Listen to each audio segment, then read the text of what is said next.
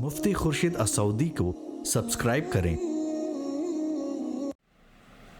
الحمد للہ وکفا وسلام علی عباده الذین اصطفى اما بعد فاعوذ باللہ من الشیطان الرجیم بسم اللہ الرحمن الرحیم یا ایہا الذین آمنوا اطیعوا اللہ واطیعوا الرسول واولی الامر منکم فإن تنازعتم في شيء فردوه إلى الله ورسوله إن كنتم تؤمنون بالله واليوم الآخر وقال الله تبارك وتعالى فلا وربك لا يؤمنون حتى يحكموك فيما شجر بينهم ثم لا يجدوا في أنفسهم حرجا مما قضيت ويسلموا تسليما وقال الله تبارك وتعالى والصلح خير والصلح خير والصلح خير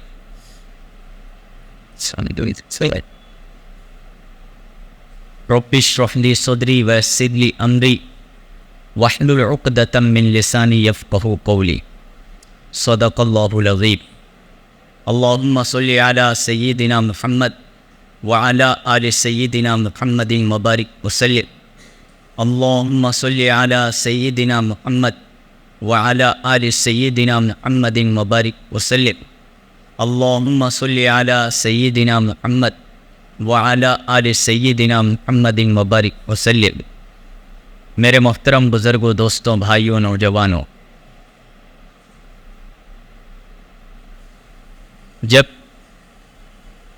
جب سماج میں ہم سب لوگ مل جل کر رہتے ہیں، اتحاد و اتفاق کے ساتھ رہتے ہیں، ہر کوئی امن چین سکون کے ساتھ زندگی گزارتا ہے، اور ہر ایک کی یہ بنیادی تمنا ہوتی ہے کہ ہم جھگڑوں والی زندگی سے بچ کر امن اور محبت والی آپسی زندگی سے ہم گزاریں۔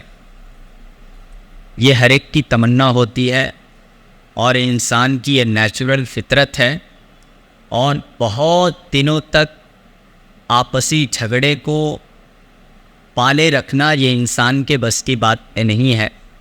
کچھ ہی دنوں میں دونوں میں سے کوئی ایک ٹھنڈا ہو جاتا ہے تو دوسرا بھی ٹھنڈا ہو جاتا ہے، کیونکہ ہم امن و امان کے ساتھ جتنا دیر رہ سکتے ہیں، جھگڑوں والی زندگی کے ساتھ اتنے دیر رہنا یہ ہمارے بس کی بات نہیں ہے۔ اللہ رب العزت نے ہماری طبیعت میں ویسے ہی بنایا ہے۔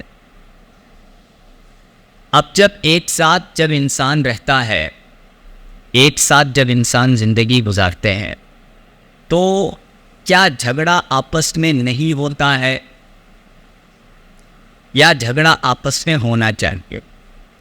دیکھیے، شیطان ہم سب کے پیچھے لگا ہوا ہے، شیطان ہم سب کے پیچھے لگا ہوا ہے، اور شیطان کبھی نہیں چاہتا کہ یہ اولاد آدم اور علی الخصوص یہ ایمان والے بھائی آپس میں یہ مل جل کر رہیں، چونکہ آپسی اتحاد ہی اور آپسی محبت اور بھائی چارہ ہی یہ سب سے زیادہ کسی سماج میں بھلائی کے پھیلنے کا جو سب سے زیادہ اہم ترین ذریعہ ہے، وہ آپسی اتحاد ہے، امن ہے، چین ہے، سکون ہے۔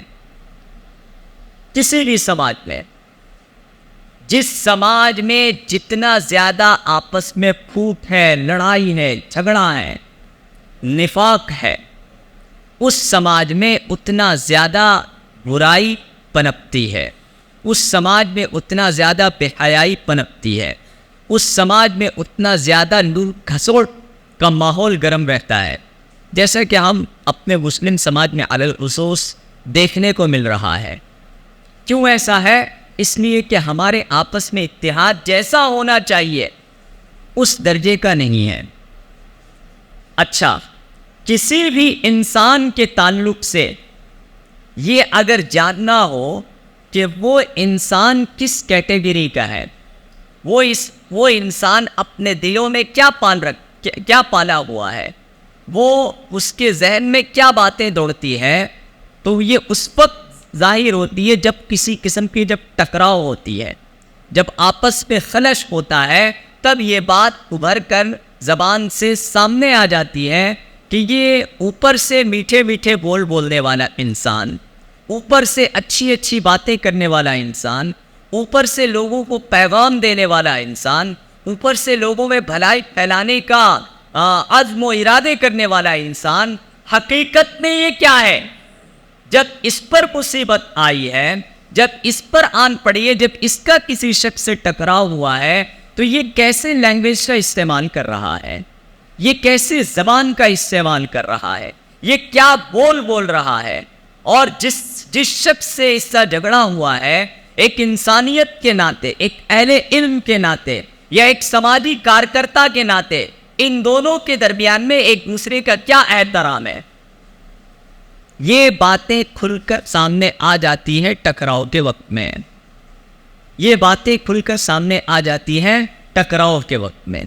میرے دوستوں اور بزرگوں اور بھائیوں، اللہ کے رسول صلی اللہ علیہ وسلم کے مدینہ یہ مکہ میں جب سے آپ نے نبوت کا اعلان کیا، تب سے جھگڑوں کا ماحول شروع ہو گیا پورے مکے میں. لیکن جھگڑنے والے قریش کے سردار تھے، اور آپ کے جو فریق تھے آپ صلی اللہ علیہ وسلم تھے، اور بے انتہا کمزوری کی حالت میں تھے.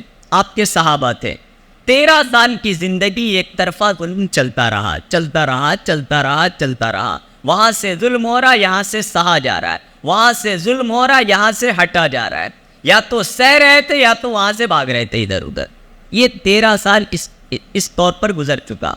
لیکن جب آپ صلی اللہ علیہ وسلم مدینہ منورہ تشریف لے آئے، تو اس کے بعد آپ صلی اللہ علیہ وسلم نے ایک دن کے لیے بھی، ایک لمحہ اور ایک گھنٹے کے لیے بھی آپ صلی اللہ علیہ وسلم نے کسی کے ظلم کو آپ نے برداشت نہیں کیا. نہ کسی پر ظلم کیا، نہ کسی کو ظلم کرنے دیا، اور نہ کوئی آپ پر اور آپ کے صحابہ پر اگر کوئی ظلم کر رہا تھا تو اس کو آپ نے برداشت کیا.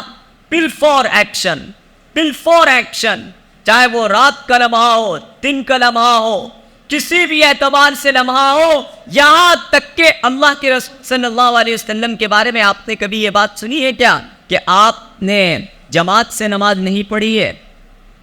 یہ بات آپ نے سنی ہے؟ نہیں سنی ہے نا؟ سن لیجیے. آج آپ صلی اللہ علیہ وسلم کی زندگی میں 2-3 وقت ایسا بھی گزرا ہے کہ آپ صلی اللہ علیہ وسلم نے جماعت سے نماز نہیں پڑھی ہے، بلکہ بعض روایت کے موافق آپ کی نماز تھوڑی سی قضا ہو گئی تھی. یہ بھی حقیقت ہے. کیوں ہوئی تھی بھائی؟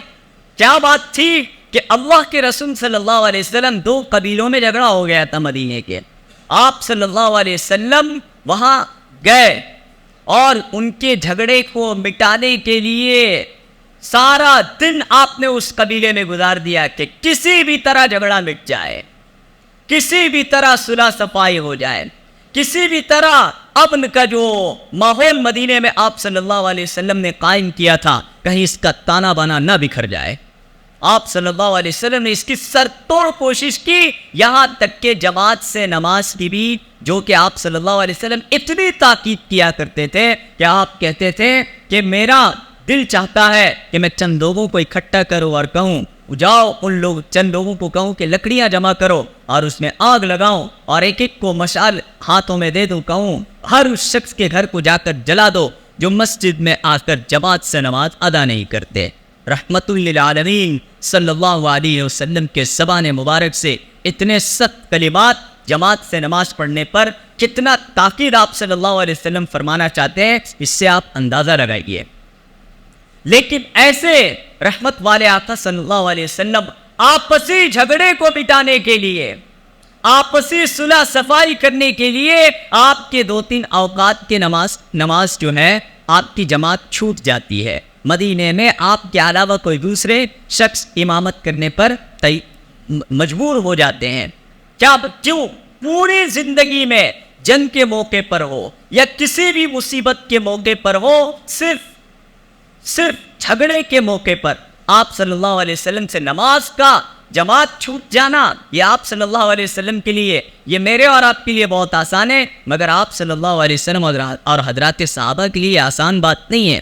لیکن اللہ کے رسول صلی اللہ علیہ وسلم یہ پیغام امت کو دینا چاہے کہ نماز کو پڑھنے میں آگے اور پیچھے تو کر لو، جماعت اگر چھوٹ رہی ہے تو چھوٹ دو، لیکن اگر آپس میں پھوٹ پڑے، جب آپس میں جھگڑا ہو، اس وقت تک تم پر سونا حرام ہے، تم پر آرام کرنا حرام ہے، تمہارے دسترخوان میں بیٹھنا تمہارے لیے حرام ہے، جب تک کہ اس کو نہ کر دو. اس لیے کہ وہاں شیطان تو ننگے ناچ ناچتا ہے، وہاں شیطان تو پورے اپنا داؤ اور پیچ لگا دیتا ہے کہ کس طرح یہ جھگڑا پھیلے.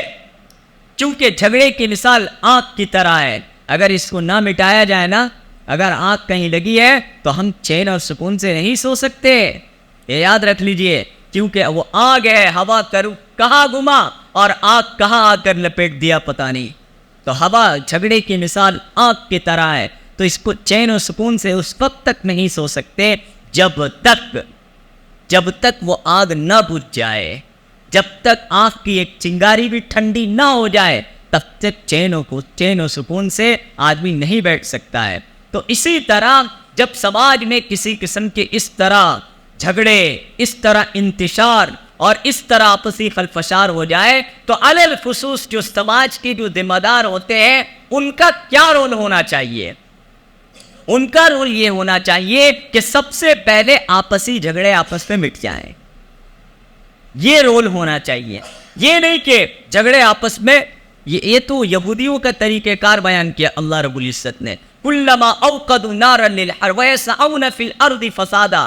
یہ یہودی زمین میں فساد چاہتے ہیں، دنگے چاہتے ہیں. دیکھیے پوری دنیا کو فساد اور دنگے کے لپیٹ میں کس نے لپیٹا ہوا ہے؟ اس اسرائیل نے. اور اس اسرائیل کے چکر میں وہ عیسائی اور مسلمان جو صدیوں سے خوشحالی کی زندگی گزار رہے تھے، جو صدیوں سے آپس میں اتحاد کی زندگی گزار رہے تھے، آج وہ ایک ساتھ نہیں رہ پا رہے ہیں. آج ان دونوں کو کس طرح جھگڑوں میں اور دنگوں میں لپیٹ دیا گیا ہے. یہ کس کا کام ہے؟ یہودیوں کا کام ہے. لیکن مسلمان کا کام یہ ہے وَالصُّلْحُ خَيْرٌ، صلح سب سے بہتر ہے. اچھا، جب آپس میں جھگڑے ہو جائیں تو اللہ کے رسول صلی اللہ علیہ وسلم کا طریقہ کار کیا تھا؟ آپ صلی اللہ علیہ وسلم کا طریقہ کیا تھا؟ طریقہ کار یہ ہے کہ اللہ کی کتاب کو مان لو، اللہ کی کتاب کو مان لو. کیونکہ اللہ رب العزت نے قرآن مجید میں کہا یا ایھا الذین آمنوا اطیعوا اللہ واطیعوا الرسول واولی الامر منکم. اے ایمان والو، اللہ کی اطاعت کرو، اللہ کے رسول کی اطاعت کرو، اور سماج کے جو تمہارے ذمہ دار لوگ ہیں تم ان کی اطاعت کرو، تم ان کی اطاعت کرو. فَإِن تَنَازَعْتُمْ فِي شَيْءٍ فَرُدُّوهُ إِلَى اللَّهِ وَرَسُولِهِ. اگر تم کسی چیز میں جھگڑ پڑو، یا اللہ نے جھگڑے کو برا نہیں کہا ہے، یہ ایک فطری چیز ہے کہ انسان جب آپس میں رہتا ہے تو کچھ نہ کچھ خلش ہو ہی جاتا ہے، یہ اتفاق سے ہو جاتا ہے. مگر جب اس طرح کا رونما ہو جائے تو کیا کرنا چاہیے؟ فَرُدُّوهُ إِلَى اللَّهِ وَرَسُولِهِ، تو اللہ اس کے رسول کی طرف لوٹاؤ. اگر تم ان کنتم تؤمنون باللہ والیوم الآخر، اگر تم اللہ پر ایمان رکھتے ہو اور آخرت پر ایمان رکھتے ہو، اگر تم اللہ کے سامنے اپنا چہرہ دکھانے کا یقین رکھتے ہو، کل قیامت کے روز حساب میں لانے کا یقین رکھتے ہو، تو تم لوٹ کر آ جاؤ اللہ اس کے رسول کے قانون کے موافق، تم پرشاسن کے موافق لوٹ کر آ جاؤ. نہیں تو جو چاہو کرو، نہیں تو اور فتنہ مچانے والے کا جو مکر ہوتا ہے، لوگوں کو جو جھگڑوں میں ڈباتا ہے، سماج سب دیکھتی ہے اور وقت پر اس کو جواب دیتی ہے. سمجھ رہے ہیں نا؟ سب ریکارڈ ہوتا ہے، لوگ سب ریکارڈ کر رہے ہیں، کون اچھا ہے، کون برا ہے، کون خراب ہے، کون اچھا ہے، کس کو کیا کرنا چاہیے، کس کو نہیں کرنا چاہیے. جنتا کو بیوقوف بنا کر اپنی روٹیاں سینکنے والے بہت دن سماج میں نہیں پنپتے، چاہے جو بھی ہو، چاہے وہ کسی پرشاسن کا آدمی ہو یا کسی مسجد کا ملا ہو. اگر جنتا کو بیوقوف بنا کر اپنی روٹیاں اگر سینکنا چاہے تو نہ اس کی مولوی گیری چلے گی اور نہ اس کی سیاست گیری سماج میں پنپ سکتی ہے. وہ ان سماجی ذمہ داروں کو چاہیے کہ ہماری وجہ سے قوم آپس میں لپٹ میں نہ آ جائے، ہماری وجہ سے کوئی ستا بیمار نہ بدنام نہ ہو جائے، ہماری وجہ سے کوئی پارٹی بدنام نہ ہو جائے، اور اس سے بھی زیادہ بری بات ہے کہ ہماری وجہ سے کوئی مسجد بدنام نہ ہو جائے، ہماری وجہ سے کوئی عالم بدنام نہ ہو جائے، ہماری وجہ سے کوئی جماعت بدنام نہ ہو جائے، ہماری وجہ سے کوئی تنظیم بدنام نہ ہو جائے. یہ تو ایک ذمہ داری بنتی ہے نا ذمہ داروں کا. اللہ نے ذمہ دار اس لیے بناتا ہے جھگڑے مٹانے کے لیے. ذمہ دار اس لیے نہیں بناتا ہے کہ جھگڑوں کو آپس میں سماج میں جھگڑوں کو پیدا کرنے کے لیے. اگر آپ جب سماج میں جھگڑوں کو پیدا کرنا چاہتے ہیں, آپسی اس چھوٹی سی چنگاری کو لاوا بنانا چاہتے ہیں, تو یاد رکھ لیجئے اس لاوے کے لپٹ میں سب سے پہلے آپ آئیں گے. سماج کے لوگ بعد میں آئیں گے, آپ آئیں گے, آپ کی ستا جائے گی, آپ کی حقیقت لوگوں کے سامنے آشنا ہوگا, قبل اس کے کہ لوگ دنگوں میں مبتلا ہو جائیں, لوگ آپس میں اتحاد کی شیرازہ بکھر جائے, سماج میں لوگ ایک دوسرے پر لڑائی اور جھگڑے میں مبتلا ہو جائیں, قبل اس کے کہ اس سے پہلے ہوش کی ناخن لیں اور آپسی صلح و صفائی کے ذریعہ کسی کام کو حل کر دیں. یہ جو اس میں سب سے زیادہ کار فرما جو ہوتا ہے نا, وہ ہے تکبر, جس کو ایگو بولتے ہیں. معلوم ہے اس کو کہ یہاں میں حق پر ہوں یا غلط پر ہوں, میں صحیح ہوں غلط, اس کو معلوم رہتا ہے. ارے معلوم ہے تو ہی اس منصب پر پہنچا ہوا ہے. اتنا چالاک آدمی ہے, حق سچائی اور برائی کی حقیقت کو وہ جانتا ہے, تو ہی اس منصب پر وہ بیٹھا ہوا ہے. اتنا بھی اگر کوئی بولا ہو تو اس منصب پر وہ بیٹھ نہیں سکتا ہے, اس کو اچھے طریقے سے معلوم ہے. لیکن کیا بتائے, دل میں جو ایگو ہوتا ہے, دل میں جو فقر تکبر جو ہوتا ہے, اس کی وجہ سے آدمی جو ہے ماننے پر راضی نہیں ہوتا. نہیں, میں جھکا کر رہوں گا. اللہ کے رسول صلی اللہ علیہ وسلم نے ارشاد فرمایا کہ تکبر کا سر ہمیشہ نیچا ہوتا ہے. جو اس جھگڑے میں تکبر کو اختیار کرے گا, دیکھ لیجئے گا, ہو سکے وقتیہ طور پر اس کو وہ جیتتا ہوا نظر آئے, وہ ذلیل و خوار ہوگا, چاہے وہ کسی بھی منصب کا انسان ہو.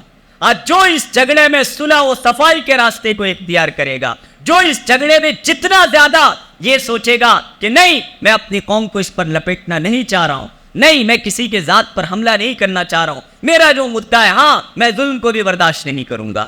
ظلم کو بھی برداشت کرنا ایک بدترین قسم کا ظلم کرنا ہے. ظلم کو بھی برداشت, کیونکہ قرآن میں اللہ نے فرمایا وَإِن طَائِفَتَانِ مِنَ الْمُؤْمِنِينَ اقْتَتَلُوا فَأَصْلِحُوا بَيْنَهُمَا. جب مسلمانوں کے دو گروہ آپس میں لڑ بیٹھیں تو تمہیں چاہیے کہ ان دونوں میں صلح کر لو, صلح کروا دو. فَأَصْلِحُوا, مسلمانوں کے جماعت سے اللہ رب العزت یہ مسلمانوں کی جماعت سے اللہ رب العزت یہ حکم فرما رہے ہیں کہ جب مسلمان کے جو دو گروہ آپس میں لڑ بیٹھے تو چاہیے کہ آپس میں تم ان دونوں کا صلح کرا دو. فَإِن بَغَتْ إِحْدَاهُمَا عَلَى الْأُخْرَى فَقَاتِلُوا الَّتِي تَبْغِي حَتَّى تَفِيءَ إِلَىٰ أَمْرِ اللَّهِ. مگر ایک آدمی قابو میں نہیں آ رہا ہے, ایک فریق تو بولا ٹھیک ہے ہم صلح صفائی کے لیے تیار ہیں, مگر دوسرا فریق قابو میں نہیں آ رہا ہے. دوسرا فریق جو ہے ظلم کرنے پر ظلم کرنے کی ٹھانی ہوئی ہے. دوسرا فریق کا تکبر اس کو اجازت نہیں دے رہا ہے کہ ہم بغیر اس سے لڑے اور مارے اور پورے سماج میں دنگا پھیلائے, ہم جو ہے پھیلائے. میں چپ نہیں بیٹھوں گا, جب تک اس کو مکمل پیس نہیں ڈالوں گا تب تک چپ نہیں بیٹھوں گا. اگر دوسرا فریق حد سے زیادہ بڑھ رہا ہے, یہاں اللہ نے یہ نہیں فرمایا کون صحیح ہے کون غلط ہے. جب صلح کے لیے بیٹھے, جب مسلمانوں کی جماعت بیٹھ رہی ہے, جب مسلمانوں کی ذمہ دار بیٹھ رہے تو صلح کر لو. اگر تم دنگے چاہتے تو اللہ نے کہا کہ جو اس طرح فتنہ و فساد مچانا چاہتا ہے چاہیے کہ مسلمانوں کی جماعت ان کو روکیں. پہلے زبان سے روکیں, اس سے بھی قابو میں نہیں آئے تو ہاتھ سے روکیں, یا قانونی جو کاروائی ہے اس سے وہ روکیں.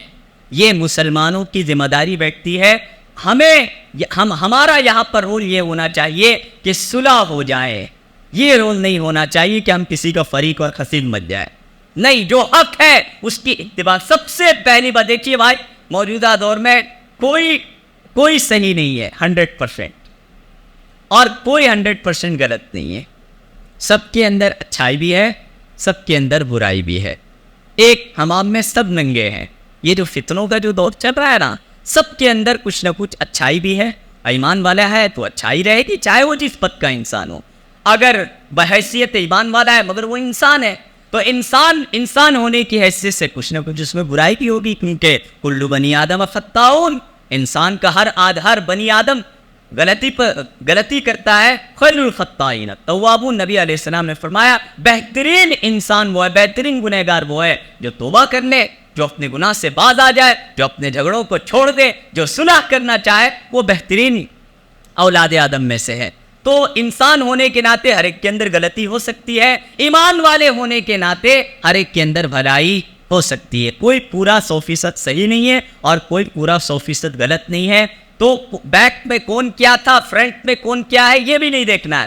موجودہ سچویشن کیا ہے اس پر ہمارا فوکس ہونا چاہیے. اور ہم یہ اپیل کرتے ہیں سماج کے ذمہ داروں سے علی الخصوص اور اپنے تمام مسلمان بھائیوں سے علی العموم ہم یہ درخواست کرتے ہیں کہ اس معاملے کو سلجھایا جائے، اس معاملے میں صلح و صفائی سے کام لیا جائے. وَالصُّلْحُ خَيْرٌ، صلح ہی بہتر ہے، صلح ہی بہتر ہے، صلح ہی بہتر ہے. اگر آج صلح نہ کیا جائے تو ہو سکتا ہے کل کے دن کسی کی جان چلی جائے یا کسی کا مال لٹ جائے، کسی کا سرمایہ لٹ جائے، لیکن اس کے بعد سوائے پچھتاوے کے اور کوئی کام نہیں آئے گا. اور یاد رکھ لیں، میں پہلے جو بات کہی تھی، کسی بھی منصب کا آدمی اپنی ذاتی مفاد کے لیے اگر قوم کا غلط استعمال کرتا ہے تو قوم اس کو بہت اچھے سے مزہ چکھاتی ہے، چاہے وہ کسی بھی پد کا انسان ہو. تو اس کو چاہیے کہ اپنی ذاتی مفاد کو اپنی ذاتی مفاد کے حد تک ہی رکھے، اپنی ذاتی لڑائی کو ذاتی لڑائی کے حد تک ہی رکھے. اس کو مسجد، مدرسہ